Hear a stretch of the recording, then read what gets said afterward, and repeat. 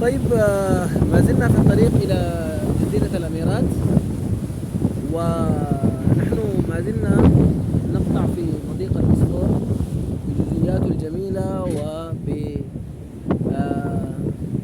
وبكل الخضرة والعراقة والحضارة العثمانية والتركية، وفي لمحات جميلة هنا أنا حبيتكم تشوفوها معي. شوفوا معي كيف زي ما أنا أكدت في الفيديوهات السابقة تمازج الحضارة والعمران مع العراقة والأصالة في الحضارة التركية اللي هي جزء من الحضارة الإسلامية. ده شيء زي ما قلت لكم يدعو للفخار يا جماعة. فكل من يقول إن المسلمين عندهم شيء من التخلف والجهل والعدم القدرة على عمارة الأرض وإصلاحها فليأتي إلى اسطنبول وليأتي إلى تركيا. شايفين الطيور، حتى الطيور تسرح وهي سعيدة وتطوف بأجنحتها حول مدينة اسطنبول الجميلة. كمية السفن الراقية التي تساعد في تطوير الجانب السياحي في تركيا، والعلم التركي طبعا يرفرف كل السفن على المرابط هنا في اسطنبول. السفينة بتاعتنا تتنقل في المرابط وتأخذ الركاب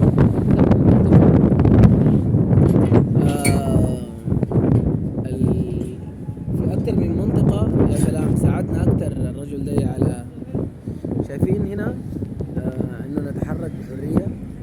الطيور تلتقط الأسماك، تلتقط المأكولات من البحر حول السفن.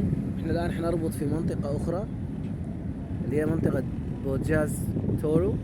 في المنطقة دي في أيضا ركاب آخرين حناخدهم معانا ونحن في طريقنا إلى جزيرة الأميرات. فحنتابع الربط يا جماعة بتاع السفينة في جزيرة الأميرات.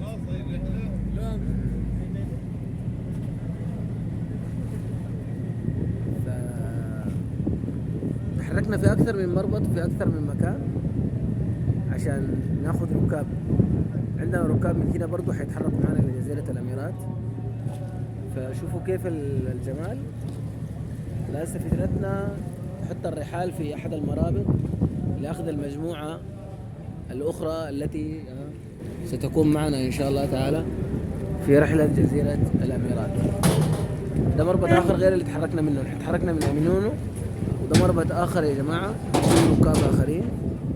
شايفين السفن، قلت لكم كل حاجة يعني معمولة بعناية، سيفتي عالي جدا، الشرطة في كل مكان، السيطرة الأمنية في كل مكان، الحماية للأطفال. أجمل ما وجدته في تركيا هنا يا جماعة في شيء عجيب حبيت أكلمكم عنه، إنه إحنا لما جينا نسدد حاسبنا الرسوم، فبياخدوا يا جماعة رسوم للكبار فقط، أما الأطفال ما عليهم رسوم.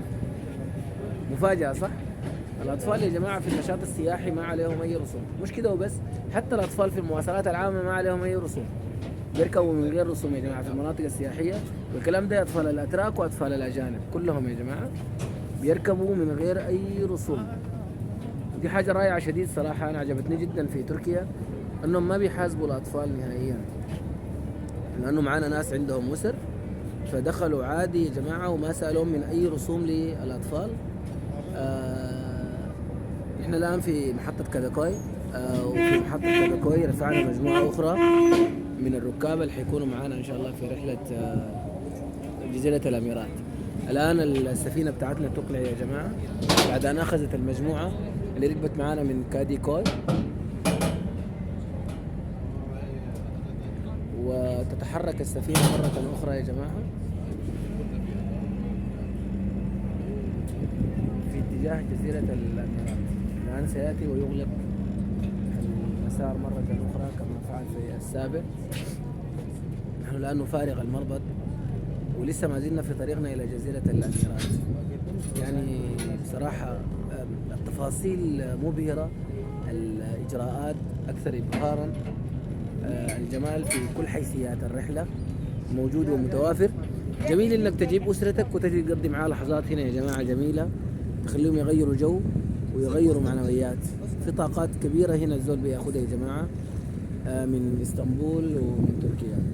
لاحظين احنا لسه ما زلنا حول المخرج الى مضيق البوسفور، ونحن في طريقنا الى جزيرة الاميرات. نتنقل بين المرابط، وفي كل مرة ناخذ مجموعة من الناس في مربط من المرابط في اتجاه جزيرة الأميرات. الآن سيتجه مرة أخرى إلى عرض البحر وهو في طريقه إلى جزيرة الأميرات. تابعونا الفيديوهات القادمة وإن شاء الله تعالى استفيدون ما يسركم من الجمال ومن الطاقة ومن الروح الجميلة في مدينة الجمال اسطنبول الجميلة.